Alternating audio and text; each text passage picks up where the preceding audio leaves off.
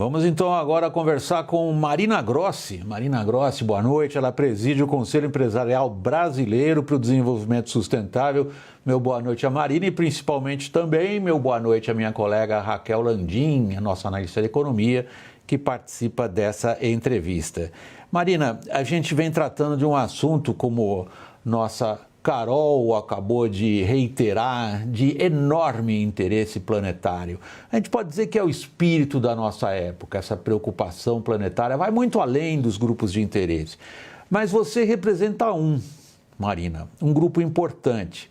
O Brasil, para o grupo de empresários que você representa, foi sempre visto como um país com problemas, porém fazendo parte do grupo dos países empenhado em resolvê-los. Agora é visto como um vilão na questão ambiental. Na sua avaliação, Marina, isso muda com a nossa participação na cúpula presidida por Joe Biden amanhã? Boa noite, William. Boa noite, Raquel. Boa noite a todos que estão nos ouvindo. Esse é o ano, a matéria acabou de falar isso, mostrando Rússia, mostrando União Europeia, mostrando todos os países China. Esse é o ano da ambição climática. A mudança do clima é o grande desafio do nosso século e ele interfere, eu vi aí a pesquisa sobre os jovens, ele interfere em todas as outras questões. Na pobreza, os pobres serão mais penalizados, os países mais vulneráveis serão mais penalizados. Então, ele é o grande problema que afeta de forma transversal a todos. No Brasil, particularmente, a gente está muito bem na fita, quando a gente pensa em questão climática, na nossa indústria, por exemplo. A nossa agricultura, que é altamente dependente das condições climáticas, ela também é uma agricultura com muita tecnologia, muito arrojada, o plantio direto é feito aqui muito mais que a maioria dos países, ela está crescendo tecnologicamente bastante. Agora, a gente tem um problema, um perfil de emissão, onde a gente tem problema é no uso da terra e florestas, sobretudo o desmatamento ilegal, William. Então, assim, o nosso problema, o que ficou sem uma meta, sem um planejamento, foi a questão do desmatamento ilegal. Para vocês terem uma ideia, ele tem uma dimensão gigantesca, né? A Amazônia, que é extremamente emblemática para o mundo inteiro, quando a gente fala de mudança climática, 95% do desmatamento que acontece lá, mais de 95%, é ilegal. Então, se a ilegalidade existe lá, sobretudo com desmatamento ilegal, grilagem, etc., você afasta investimentos, né? Não é à toa que hoje tem mais de 90 CEOs nossos que assinaram de forma inédita um documento que a gente apresentou para o vice-presidente Mourão, que é presidente do Conselho da Amazônia, em julho do ano passado, dizendo, olha, é preciso acabar com o desmatamento ilegal. O desmatamento ilegal está sendo uma mácula, como foi a inflação para o Brasil. Então, assim, é um jogo de ganha-ganha a questão climática para o Brasil, porque o Brasil, apesar de ter a questão do desmatamento ilegal, são questões que se resolvem com governança climática e a gente tem pessoas, a gente tem tecnologia, a gente sabe como fazer, a gente já fez isso no passado. Obrigado, a gente vai explorar esses aspectos. Raquel, contigo. Marina, eu vou insistir um pouquinho na pergunta do William. Na carta ao presidente Biden, Bolsonaro disse que vai acabar com esse desmatamento ilegal em 2030. A meta foi considerada pouco ambiciosa. As sinalizações que estão sendo apresentadas hoje, você acha que a percepção que existe hoje sobre o Brasil muda amanhã ou não? Não é para valer isso que está sendo colocado? Olha, você está um paralelo para responder a sua pergunta. Você não muda de um dia para a noite uma ação, porque não basta falar.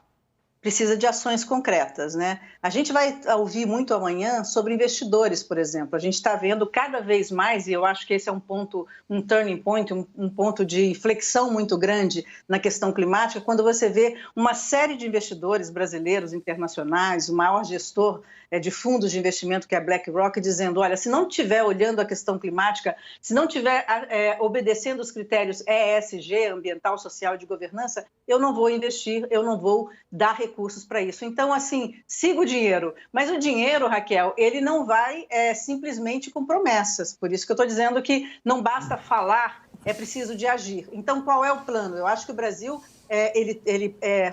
a fala é muito importante, está sendo, esse é o ano que você está colocando várias falas, vários países, mas é preciso que tenha um planejamento concreto, né? Só lembrando um pouquinho o que estão fazendo a maioria dos países que estão falando em recuperação verde, por exemplo, a União Europeia, Japão, né? Estados Unidos deve falar bastante disso amanhã, o presidente Biden já falou sobre isso. Ele empacotou várias ações ambientais que ele colocou, que transformou em ações econômicas, porque aquilo leva competitividade para o país. Então, assim, não é do dia para a noite que você faz tudo isso. Agora, o Brasil tem o privilégio de ter ótimos cientistas, de ter o know-how de como fazer as coisas. Então, assim, a gente sabe como planejar, sabe como organizar. As empresas já fazem isso. Hoje tem quase 1.700 empresas globais que estão falando que vão zerar suas emissões até 2050. Portanto, se colocar, como fala o Acordo de Paris, para ser uma solução e não um problema. Hoje a corrida é essa. Então, a corrida é você falar, mas você também apresentar planos concretos de como é que vai fazer. Marina, por último, você acabou de citar na sua resposta agora à pergunta da Raquel a expressão em inglês turning point, a guinada, a mudança de rumo, detectada, por exemplo, na carta. E você mesmo disse que uma carta apenas não basta, uma carta com, digamos, com palavras. Você representa um segmento empresarial envolvido como nunca antes nas questões de sustentabilidade e de meio ambiente. Ao que você atribui esse turning point, essa guinada? As palavras que você mesma diz que não são suficientes na carta de Bolsonaro a Biden. A pressão do dinheiro?